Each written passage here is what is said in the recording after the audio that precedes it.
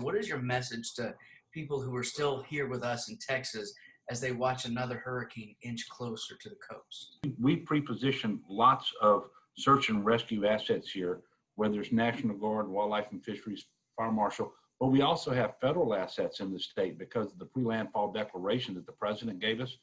We are now making those available to people in Mississippi, or to the governor of Mississippi and Alabama, I should say. But for the folks who were still evacuated from Hurricane Laura, what I would tell them is the devastation, the damage in Southwest Louisiana, principally Cameron, Calcasieu, parts of Beauregard Parish, really catastrophic. And some of the most important services are not available there, including electricity. There's still some water disruptions and so forth. The people of Texas, and especially the governor, I want to thank him, have been very generous in terms of putting people up in shelters. And so I would encourage people, if they don't know for a fact that they can safely return home to a habitable, safe, and secure home, they need to stay in Texas because we've got more than 18,000 people that are being put up in these hotels. So take advantage of the opportunities you've been given in Texas. The people in Texas and Red Cross are still working with individuals to find hotel rooms for them. So I would encourage you to call 888-991-5229 to confirm that you're from Louisiana, you evacuated because of the hurricane.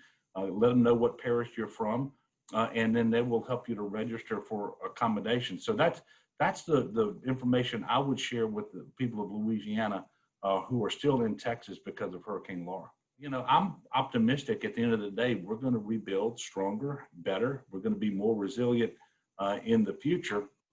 And you know, one of the things we have to do is make sure we're taking care of people's nutrition needs. So whether you're in Louisiana or in Texas, if you're a victim of Hurricane Laura, but disaster SNAP is available to them, we're doing that virtually this year. So you don't, even though while you're in Texas, you don't have to come to Louisiana, stand in line in order to get DSNAP benefits. That's the way we've always done it in the past. But this is the first time in Louisiana we've done this virtually.